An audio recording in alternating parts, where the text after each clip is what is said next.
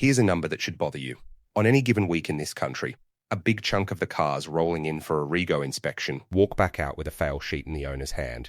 Not because the bloke driving did anything wrong, not because the car's a wreck, but because of stuff that was quietly going wrong for months and nobody bothered to look.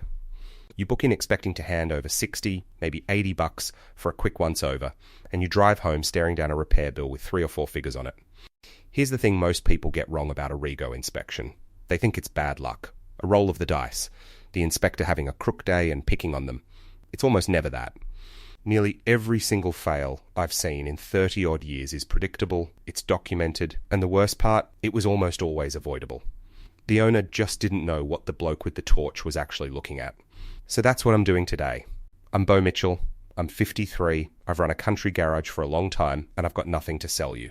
No dealer behind me, no sponsor, no badge I'm loyal to.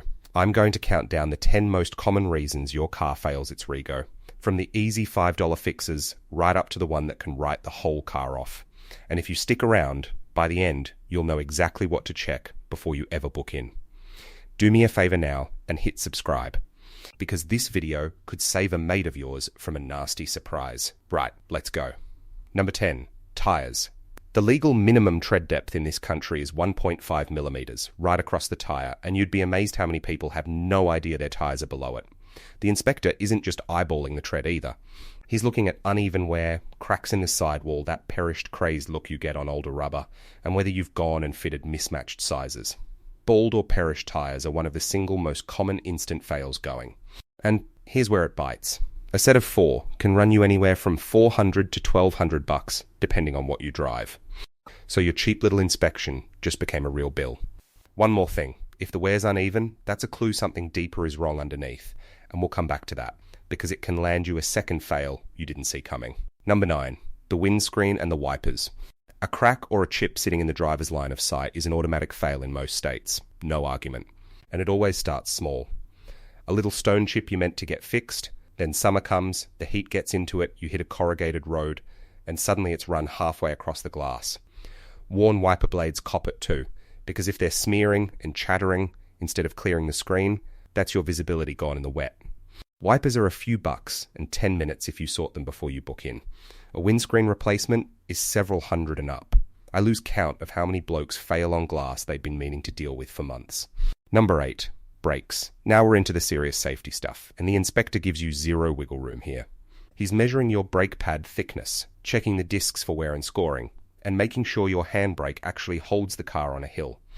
Grinding, squealing, a pedal that feels spongy under your foot, those are all red flags he's trained to catch. Pads are cheap, but if you let them wear right down, they chew into the discs. And a $200 pad job becomes a $600 to $1,000 disc and pad job. And the handbrake, that's a quiet little fail that catches a lot of older cars. People don't notice it's gone soft until the inspector pulls it up and the car rolls. Brakes are not the place to be cutting corners. Simple as that. Number 7. Suspension and steering.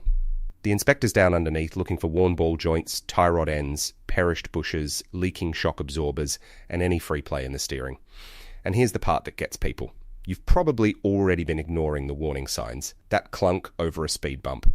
Steering that feels a bit vague and wandery. The car not tracking straight. That's the stuff that fails you, because it directly affects whether you're actually in control of the thing. Repairs are all over the shop, from $150 for a single bush right up past $1,000 if a few components have let go at once. And remember what I said about tires? Worn suspension destroys your tires, so these two come as a pair more often than not. One problem, 2 fails. Number 6, lights. This is the most avoidable fail on the entire list, and people still cop it constantly. A blown brake light, a dead indicator, a headlight out, even the little number plate light, any one of them is an instant fail. The inspector's also checking your headlight aim, whether the lenses have gone cloudy and yellow, and that you haven't fitted some illegal blue or coloured globe. The fix on a globe is usually $5 to $30, and you can do it in the driveway. Cloudy, hazed over headlights that don't throw proper light at night, they can fail you too. And those need restoring or replacing. So before you book in, do one simple thing. Walk around the car with someone tapping the brake and the indicators and check every single light works. Costs you nothing. Quick favor before we get into the top 5. If you're getting something out of this, give that like button a tap. Takes a second, costs you nothing, and it helps the channel reach more people who are about to get caught out at the inspection counter. Cheers, on we go. Number 5, exhaust and emissions. The inspector's listening and looking for leaks, holes in the system, a catalytic converter that's been gutted or gone missing, and any excessive smoke out the back. And the colour of that smoke tells the whole story. Blue smoke means you're burning oil. Black smoke means it's running too rich. White smoke means coolant's getting in where it shouldn't. Now this is where a lot of diesel owners come unstuck. There's been a well-documented saga in this country with diesel particulate filters, the DPF, on hundreds of thousands of vehicles, clogging up, killing power and blowing white smoke down the street. That sort of thing flags at inspection. An exhaust repair might be a cheap weld, or it might be thousands for a new cat or a DPF. And if you've fitted a loud aftermarket exhaust that's over the noise limit, that'll fail you too. Number 4, rust. And I mean proper rust, not a bit of surface scale. The inspector's checking the structural areas, the chassis rails, the floor pans, the suspension mounting points, the sills down the side. Surface rust on a panel, that's usually fine. But structural rust is a hard fail, no negotiation, because it wrecks the integrity of the car in a crash. We've seen documented rust complaints on some of the cheaper utes serious enough to get the regulators interested. So this is a real and growing problem on budget vehicles. Fixing structural rust runs into thousands, and plenty of times it costs more than the car's worth. If you're buying used, listen to me. A car can look tidy as anything on top and be rotting underneath. Lift the carpet, run your hand along the sills, get underneath it. Number 3, oil and fluid leaks. A significant leak. Oil, coolant, brake fluid, transmission fluid will fail you, and for good reason. It's an environmental issue. And it's a dead giveaway that a seal or a gasket is on the way out. There are certain popular models that turn up in my workshop again and again with oil consumption and seal leaks. It's just a known thing on those engines. A minor seal might be a cheap fix, but a rear main seal or a transmission leak, once you factor in the labour to get in there, that runs well into 4 figures. Easy check before you book in. Look at your driveway or your garage floor. If there's a fresh oil spot under where you park, you've found your problem before the inspector does. Number 2, modifications without engineering approval. This one catches a lot of ute and 4-wheel drive blokes who reckon they're doing the right thing.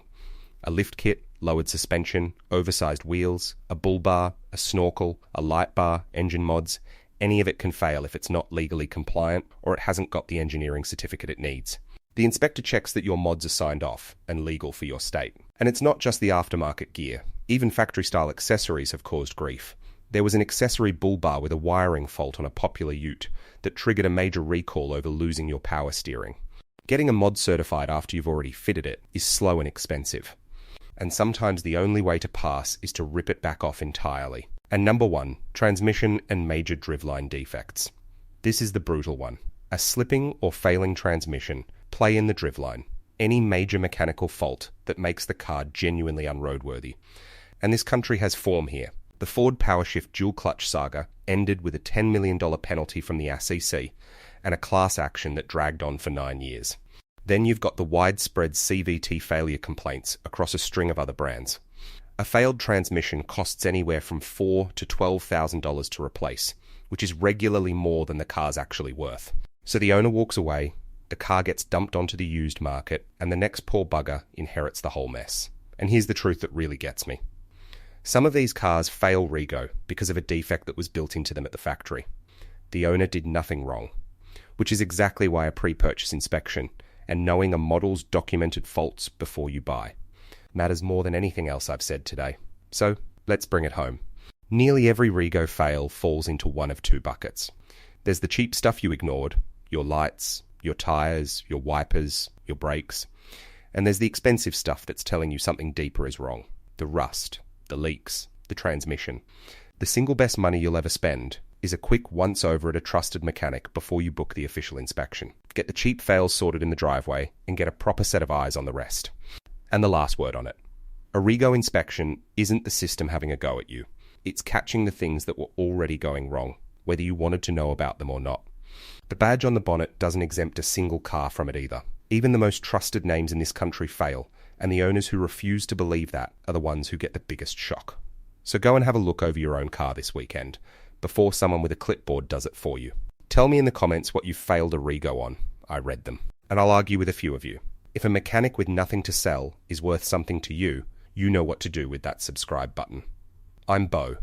Look after the thing that gets you around, and it'll look after you.